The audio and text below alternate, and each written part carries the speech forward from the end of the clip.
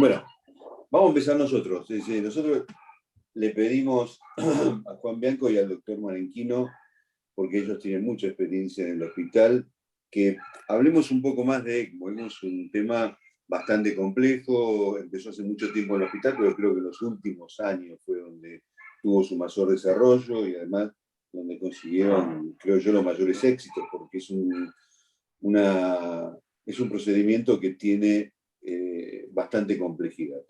Y bueno, le propusimos esto al doctor Marenquino, que es cirujano cardiovascular de nuestro hospital. Ustedes saben, lo conocen todos, saben cómo está trabajando en este tema. Y bueno, le pedimos a él que nos explique un poco más, que nos interese un poco más en qué es el ECMO, cuándo lo deberíamos aplicar, qué inconvenientes tiene. Y te agradecemos que estés con nosotros, Ricardo. Gracias. Bueno, muchas gracias y bueno, voy a compartir pantalla. Este, Creo que ya te permitieron. ya, 2 segunditos.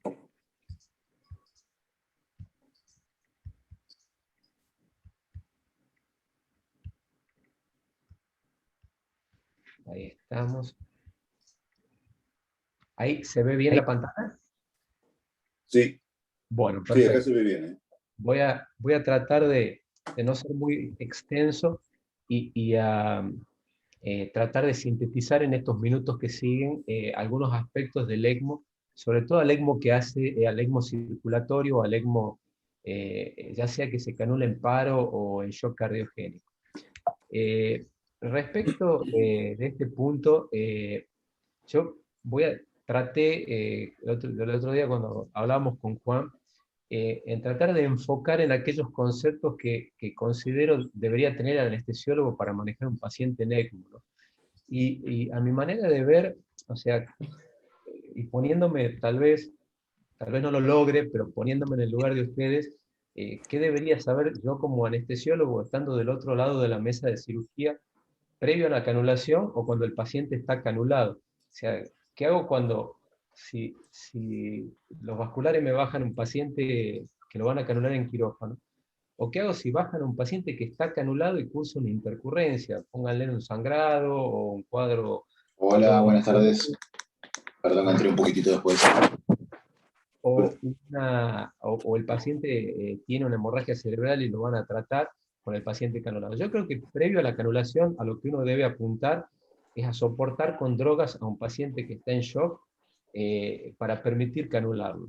Y una vez canulado, uno debería, o sea, si baja un paciente que está canulado y que yo voy a tener que hacer el manejo anestésico de ese paciente, tendría que comprender el circuito, interpretar qué información me está aportando ese circuito y conducir el manejo médico del paciente paralelo a la bomba, ¿no?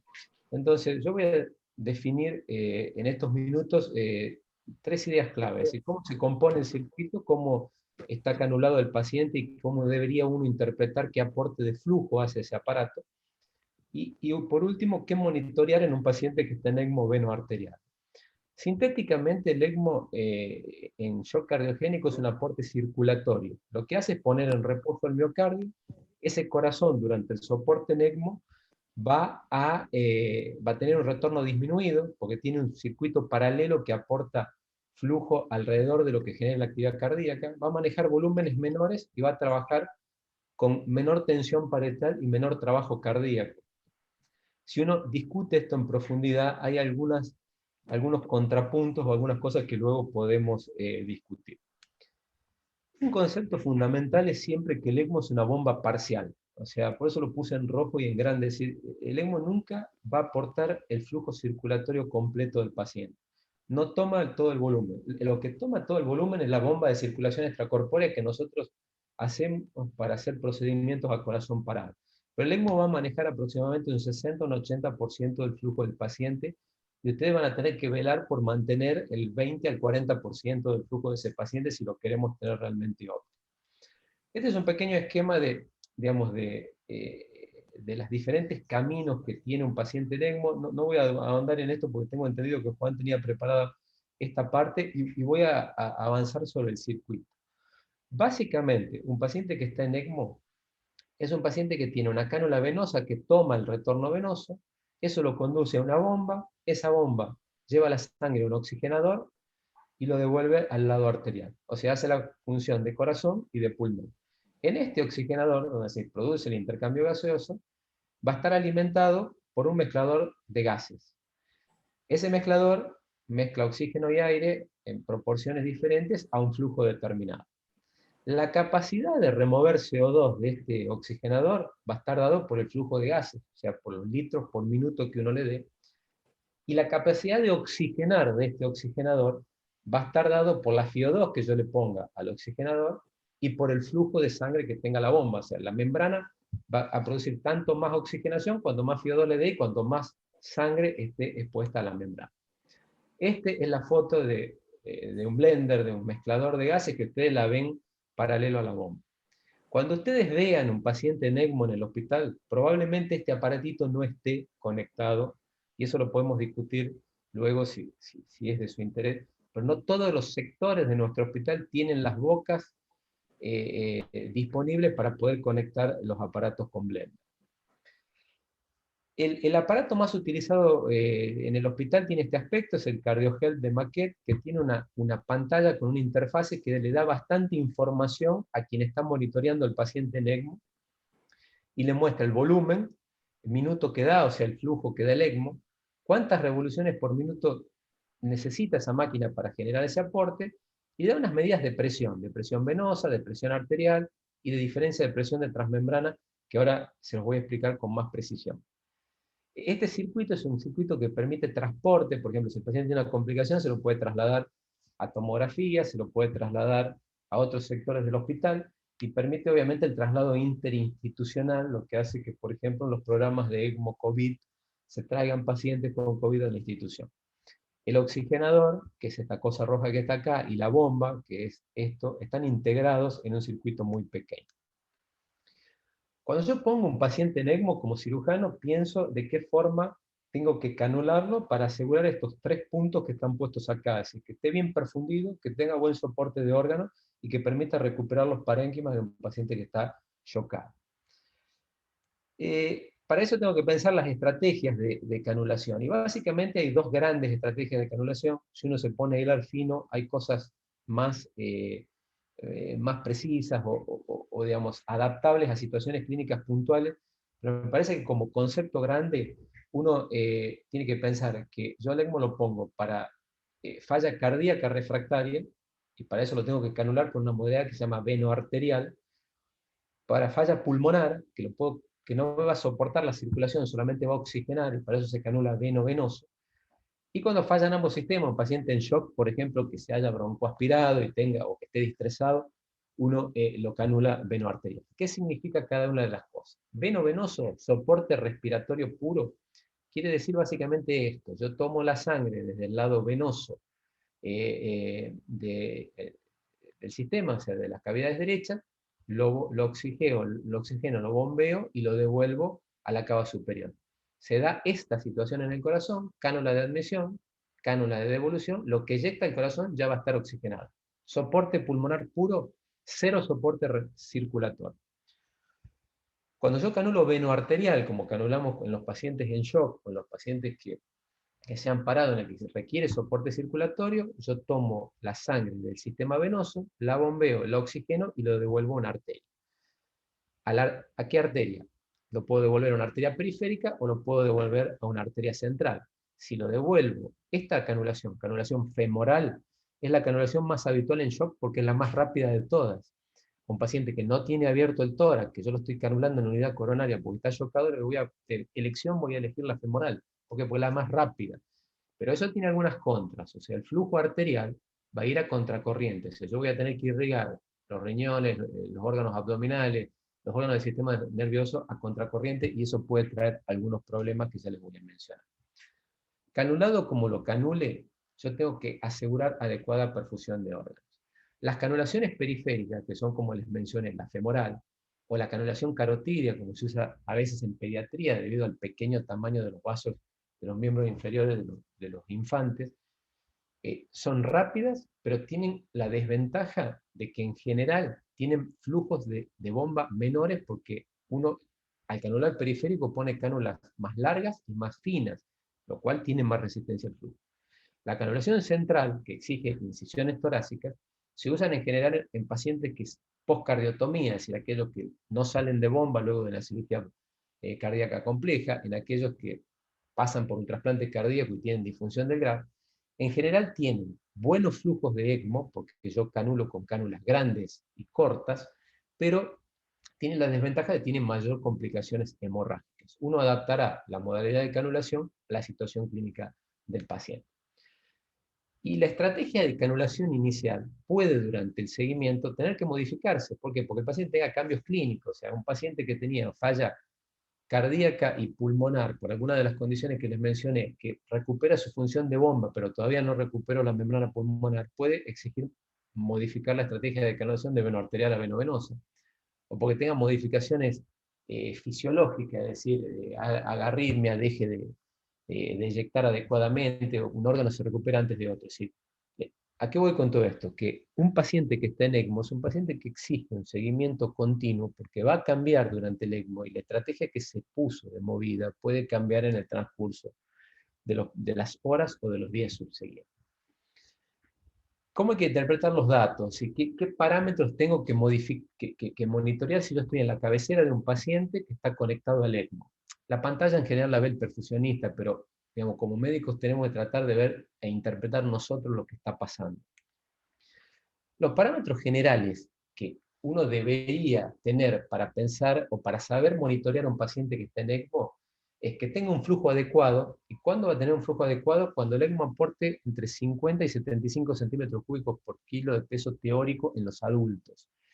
Entonces, que tenga un flujo adecuado implica hacer ese cálculo, básicamente, 50 a 75 centímetros cúbicos por kilo de peso teórico.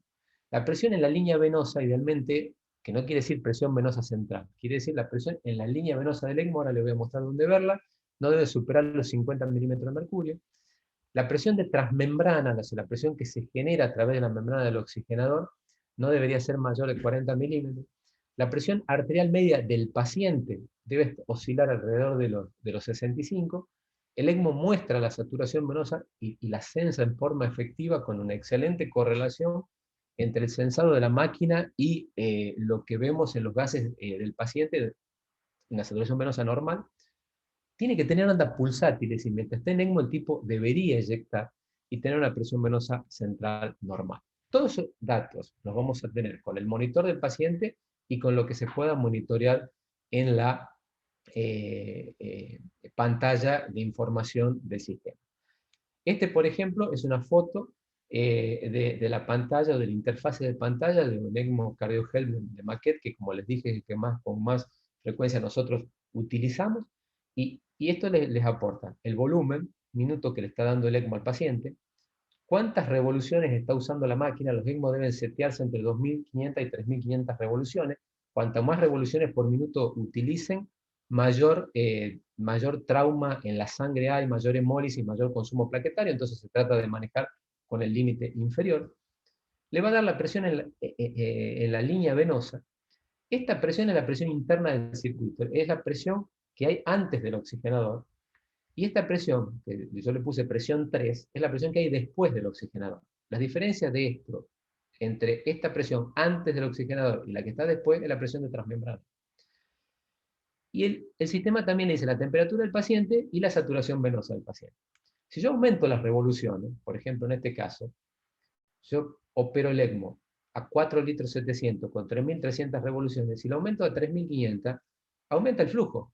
Pero a expensa de qué? De aumento de todas las presiones del sistema y mayor trauma de sangre. La presión de transmembrana no debe modificarse. El aumento de la presión de transmembrana tiene que hacerle pensar que hay un coágulo en el circuito.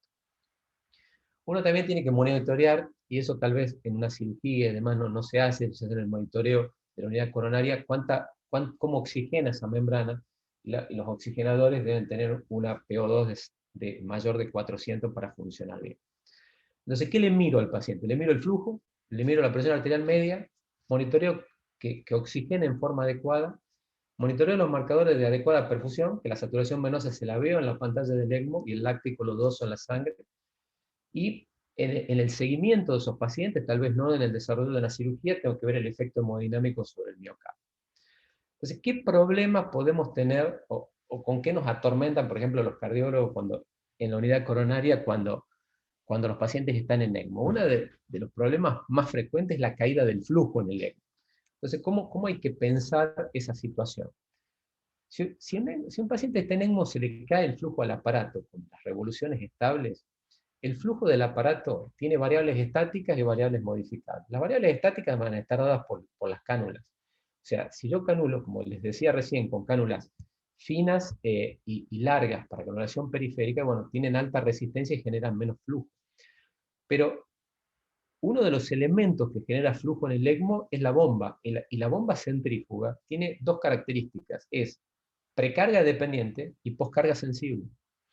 Entonces, si a un ECMO se le cae el flujo, ustedes tienen que pensar que hubo un cambio en la precarga o hubo un cambio en la poscarga.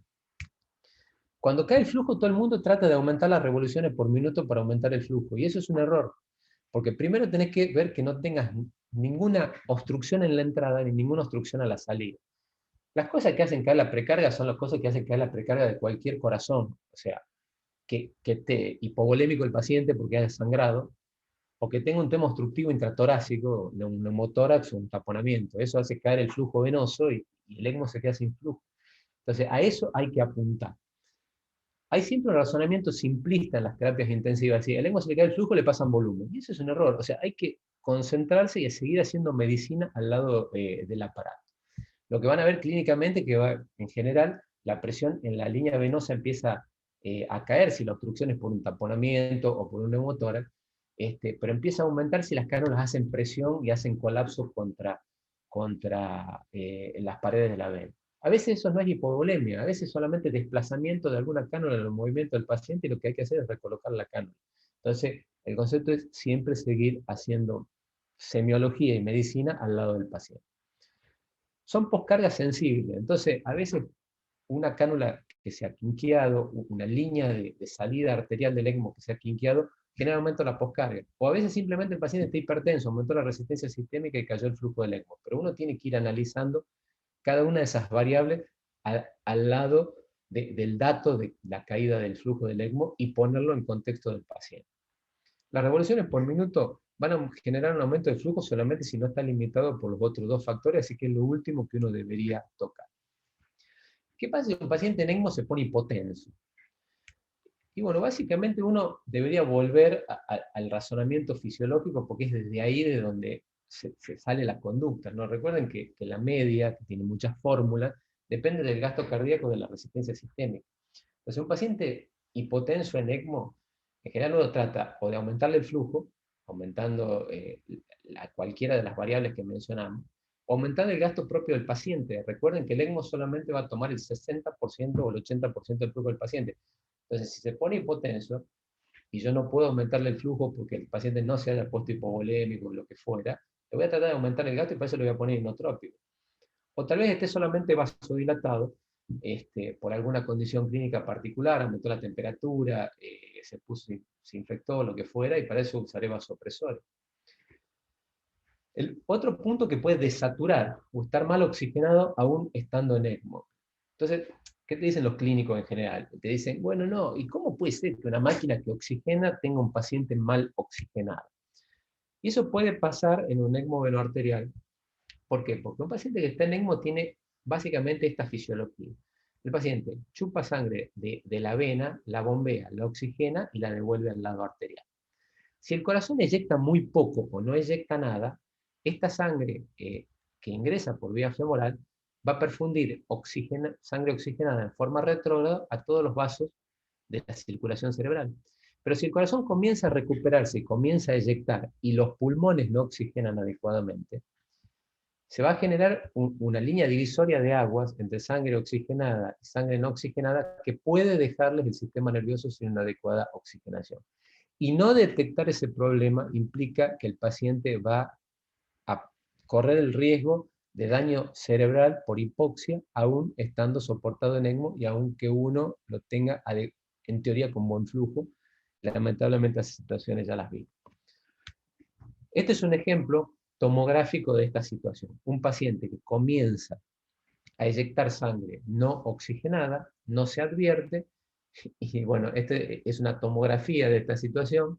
Te ven como la línea divisoria de aguas está acá, toda la sangre con contraste está oxigenada, y se ve como, por ejemplo, la carótida derecha está no llena de contraste, no oxigenada, y esta está oxigenada. Hay que detectar siempre esa situación, y para eso hay que monitorear los gases del paciente en un sector lo más alejado de la cánula arterial posible.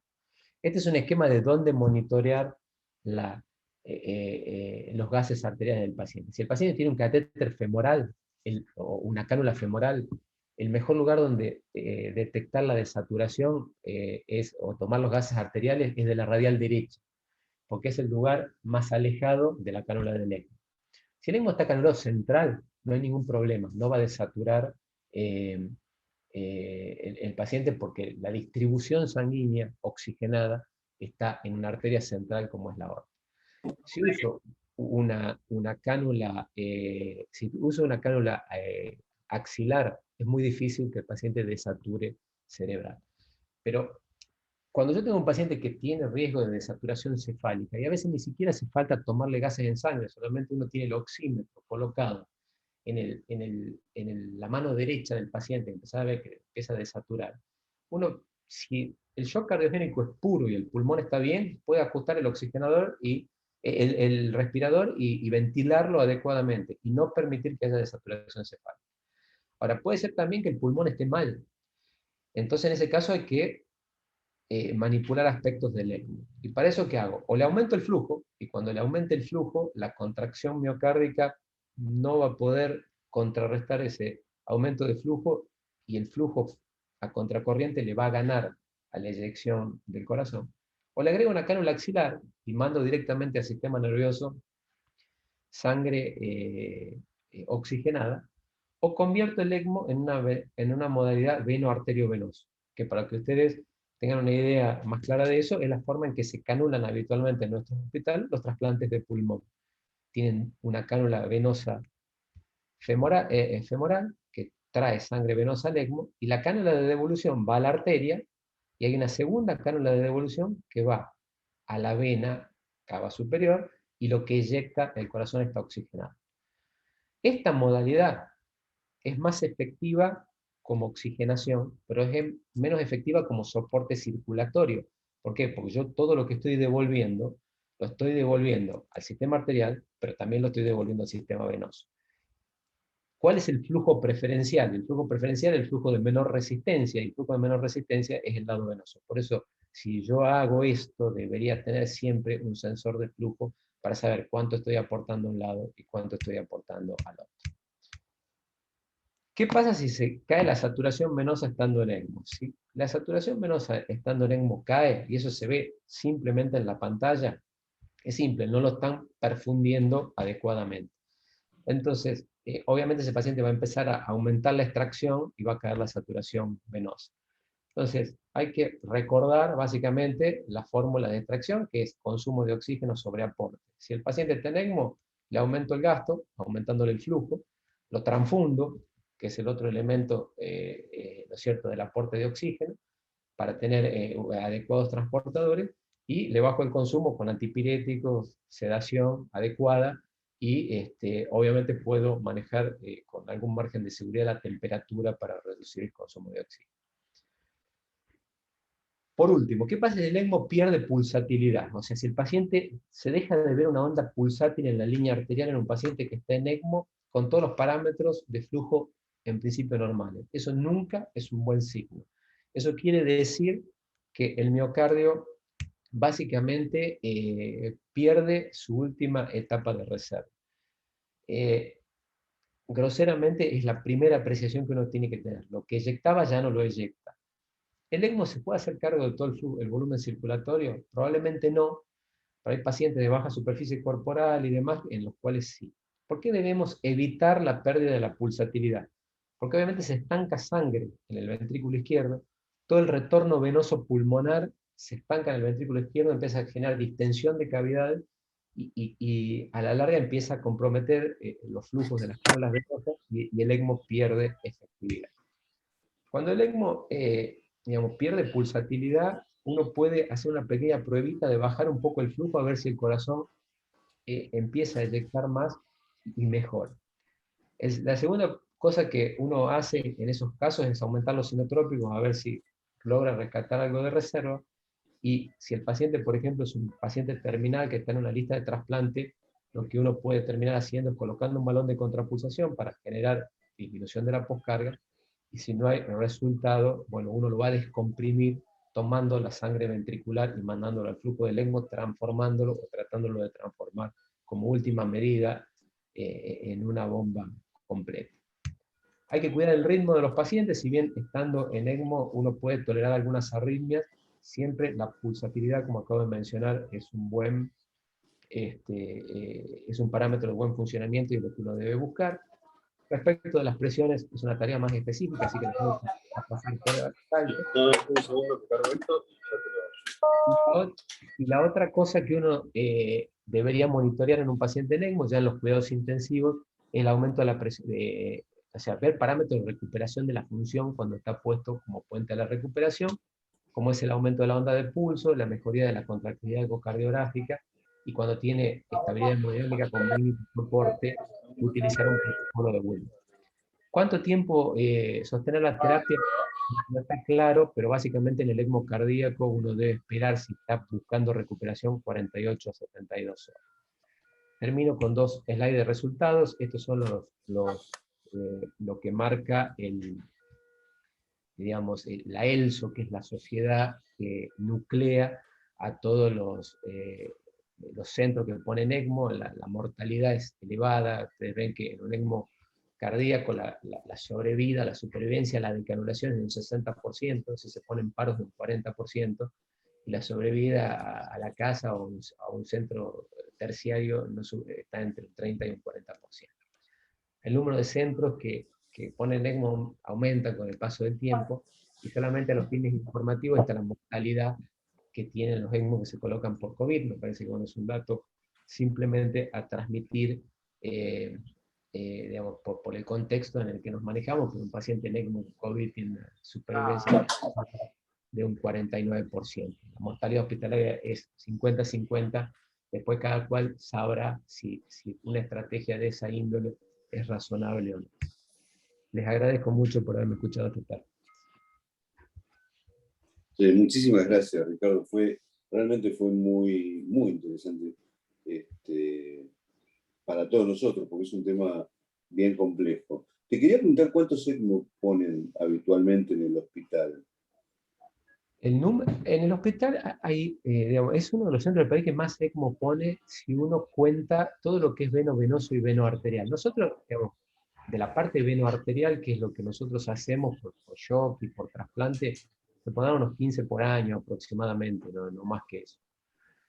¿Y el resultado con los pacientes es bueno? ¿Cómo lo podés calificar vos? Los resultados son similares a lo que les acabo de mostrar. O sea, yo no tengo los números propios nuestros, pero los habíamos, no tengo los números actualizados, los habíamos hecho hace un par de años para presentar en un congreso de cardiología de todos los pacientes que se canulaban en la unidad coronaria, con la idea de soporte venoarterial y la supervivencia del 35%, que es lo mismo que muestra la ELSO, básicamente.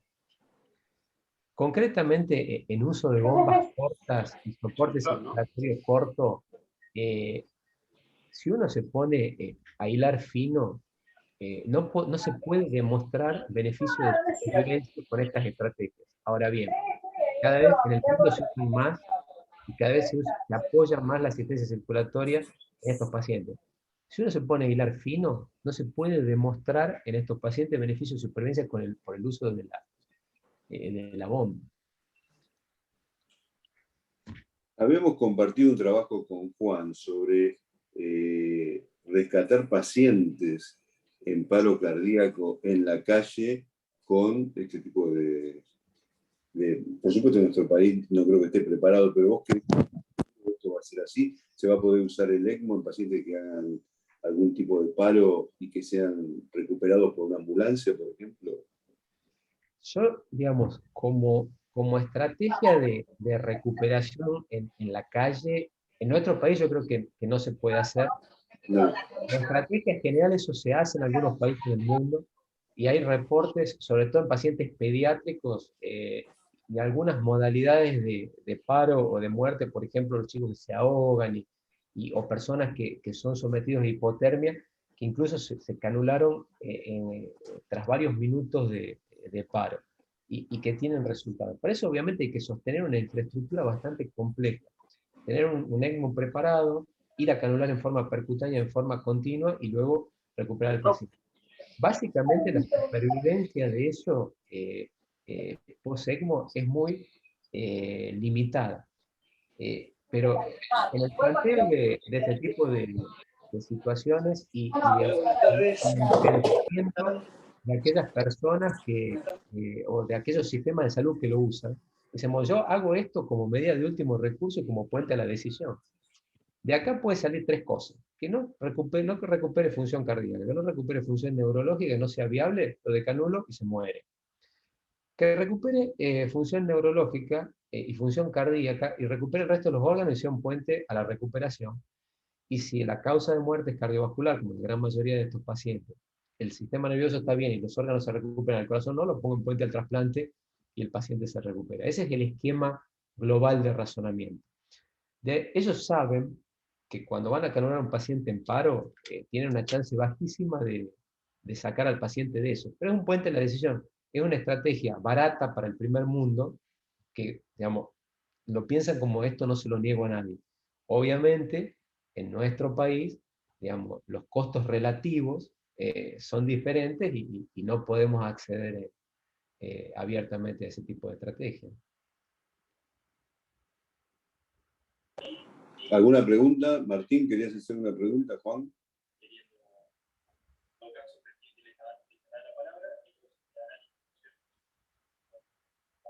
Pregunta de los anestesiólogos que trabajan en cardiovascular que... Sí.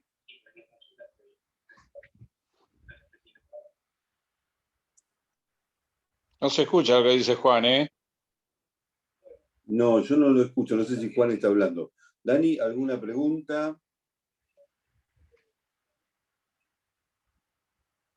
No, yo creo que Ricardo ha sido más que claro.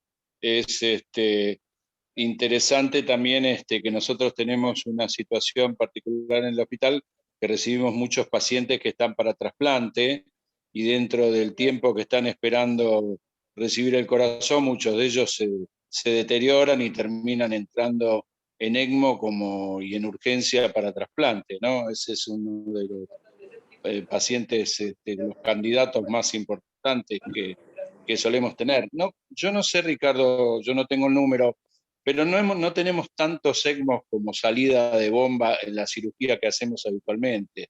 Yo creo que hemos puesto ECMO en muy pocos casos de cirugías que no sean de urgencia o trasplante.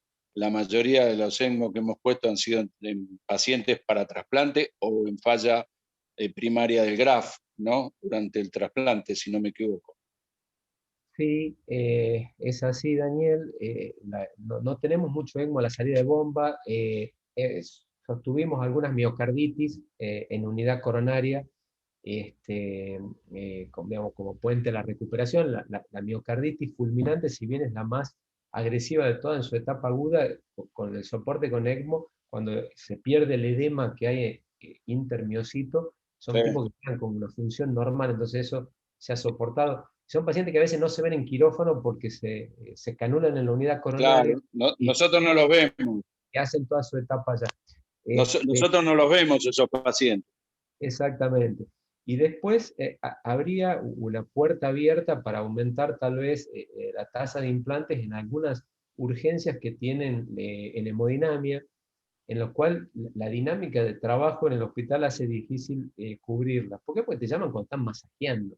Entonces, generar todo eso durante el masaje a veces se hace complicado. Y hay pacientes que se pierden por eso, pero postcardiotomía es bastante anecdótico tener que salir en ECMO. No es imposible, pero no son la mayoría de los pacientes.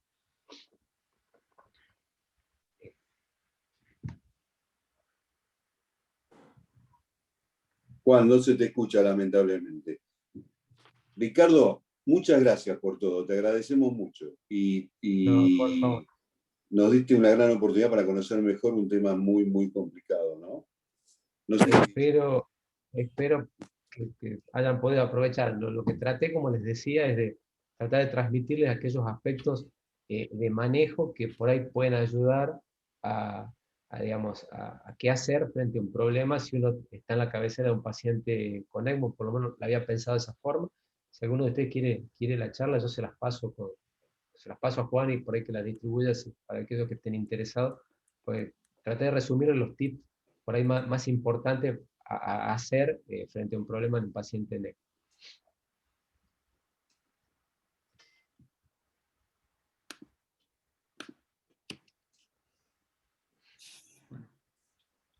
Perdóname, no, vos escuchaste, yo no estuve, escuché mucho lo que vos dijiste porque hay una interferencia en algún lado. Carlos, Pero, Carlos, sí, Dani. ahí me parece que recién Ricardo nos ofrecía pasar la charla, Sí, y a mí me parece que la charla es interesante, que tiene algunos tips, y lo podíamos bien, de alguna manera tenerlo o subirlo al campus, y cuando uno sí, tiene que estar al frente de esto, tiene un lugar de referencia, porque ahí dice, ¿qué pasa si te aumenta la presión, si te baja la presión, si sí, perdés sobre la onda todo los pulsátil, qué tenés que parámetros, hacer? Entonces me parecería, fantásticos subirlo sí, por eso, así que después yo se lo pido a Ricardo y vamos a tratar de subirlos en algún lugar para que tengamos acceso.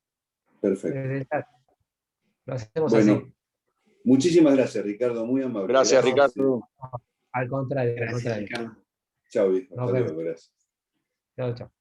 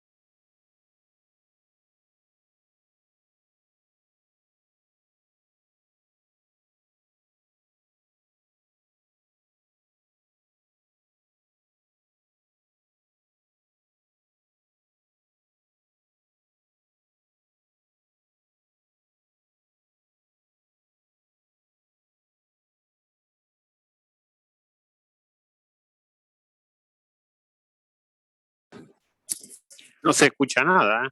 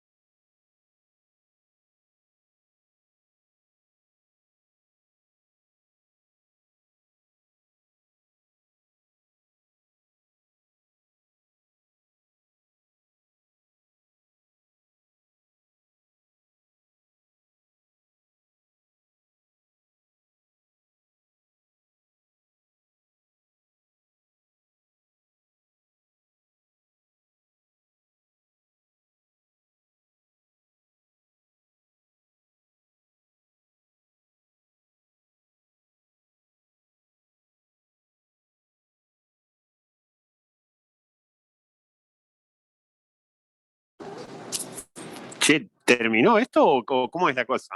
¿Va a hablar alguien? ¿Juan?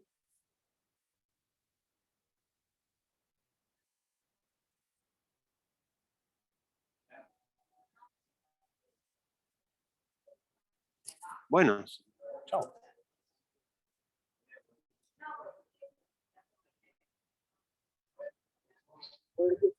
¿Eso se termina? ¿Ya está? ¿Nos vamos? Necesitamos aprobar la utilización de la plataforma para poder seguir con... Bueno, chao. Hola, hola. Suerte. Juan ¿Se Bianco terminó? falta. ¿Se terminó? Teóricamente no. Faltaba Juan Bianco, pero que no lo veo conectado. Ajá. Por ahí Yo estaba hablando Tartaglia, me parece. sí, aparentemente están conectados ya a la asamblea, evidentemente. Carlos se había desconectado. Y no Bueno. sé quién. Abierta la votación, presidente. Pero Juan no tenía otra clase. ¿Bien? Juan Bianco no tenía otra clase. Se daba la otra mitad del Ateneo. Y luego hacer clic. Hola, hola, ¿me escuchan? Sí. Sí. Lo que pasa es que a Juan Bianco la conexión no le permitía hablar. En un momento se conectó y luego se perdió totalmente el audio de él. Así que decidió que hable marenquino. Ahora, ¿qué pasó ahora? No sé, no hay nadie dirigiendo, no hay nadie a cargo de esto. No sé. Bueno, entonces lo terminamos y nos conectamos a la asamblea, me parece. Dale, mejor. Terminalo Mejor, vos, dale. Aníbal, decilo y pasarle un mensaje por cualquier cosa. ¿Cómo? Terminalo vos, me parece, decí que Sí. se cortó la comunicación, no sirve la conexión, no sé qué pasa, y pasemos a la asamblea. Me Bueno, parece. Listo. Es lo más, me parece que es lo más lógico en este momento, ¿no? Sí, no sé, coincido con vos. Bueno, Ok, chicos, damos listo. por terminado el Ateneo. Evidentemente Juan perdió conexión, que era el que tenía que dar esta segunda parte, así que bueno, nos conectamos a la asamblea. Dale. Ok, Nos vemos el jueves que viene. hasta luego. Abrazo para todos. Chau, chau. Chao.